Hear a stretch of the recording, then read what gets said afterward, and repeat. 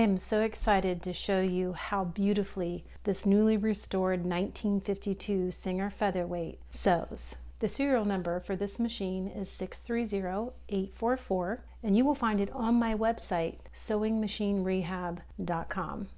This machine was just finished. It underwent the full restoration process, which means I take all the parts off, clean them, put them back on, and then I restore the machine to the original factory settings. I added a new LED light bulb to this machine. It has a new belt, new bed cushions, a new drip pad. The upper and lower tensions have been set properly, and you will love how beautifully it sews. Coming along with this machine, a box of accessories. And these are the original accessories that came with this particular model of machine, minus the edge stitcher. That was not in the box. I'll also be including 3 of the bobbins, and you can see the case here in the background.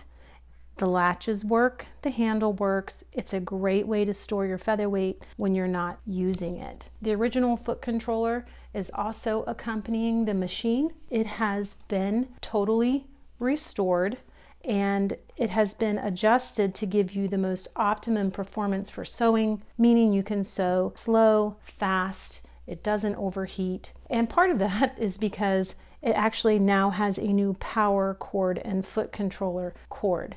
The wiring on the original when I received it was just not in great shape and frankly not safe. So that has all been fixed and it is ready to sew. The first test we will run will be on just your basic 2 layers of cotton. I have actually set the stitch length, which you see over here, to the longest length, which is 6.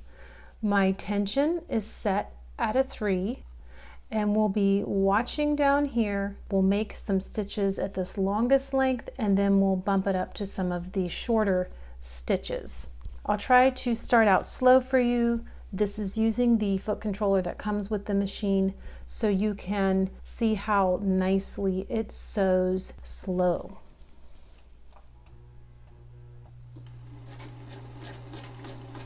So we just move along at 6 stitches per inch. And if I want to, I can adjust to a shorter stitch, let's say a 10, and continue sewing.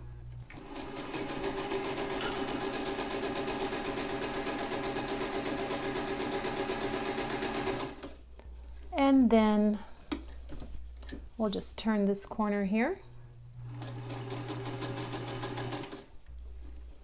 And then once I turn the corner, we will bump it up to the finer stitch, which this is almost 30 now.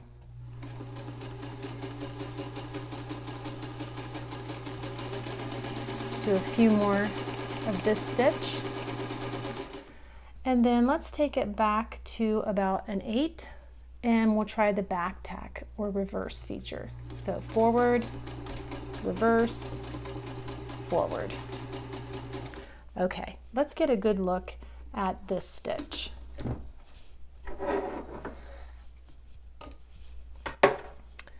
So starting with our longest stitch length here, this is 6 stitches per inch, and it is pretty spot on. Then we see where we transitioned from the longer stitch right here to our shorter stitch, to our very fine 30. Here we have our reverse, and let's check out the back side. So you can see all the tensions look nice. There's no thread pulling through where it shouldn't. Very beautiful. So the next thing that we do is we will test how it sews over multiple layers of fabric. So we'll start out with 2 layers and we'll bump that up to 16. For this demonstration, we'll sew at about an 8. And what's nice is there is a feature that we can lock in our stitch by turning this little dial here, and we'll set it to the 8, and now it won't move beyond the 8. So I'm just going to start sewing at 8 stitches per inch on a tension of 3.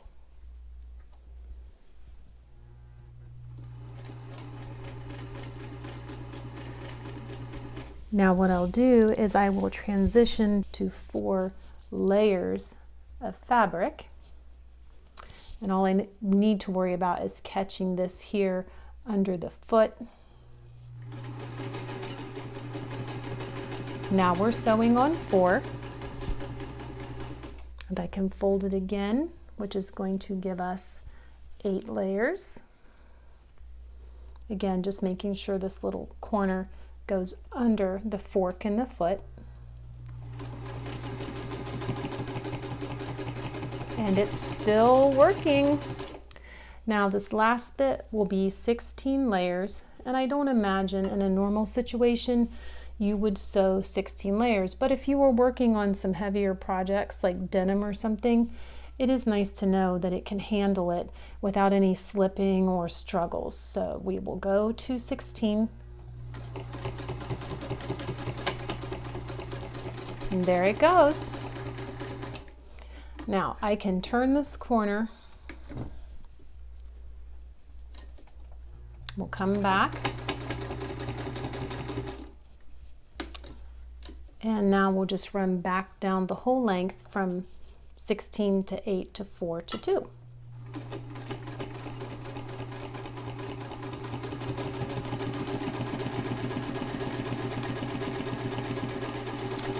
So this machine will be listed for sale on my website. It's the first machine that I'm selling on my website.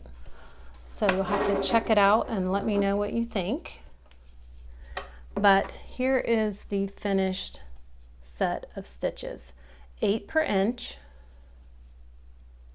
And you see it didn't change as it ran to the thicker layer of fabric. It stayed at 8 all the way. And if we flip it over again, you can see the tension is set beautifully. And this is a really good place to check the length of the stitch and see if it struggled or anything, but it didn't. Pretty great. So the last little test we'll run before we wrap it up is just on some denim that I have, which I have used for a couple other projects as well, but it just gives you an idea. So we'll just go kind of in a straight line right down the middle of this, and I'll keep it at an 8. Let's just do it.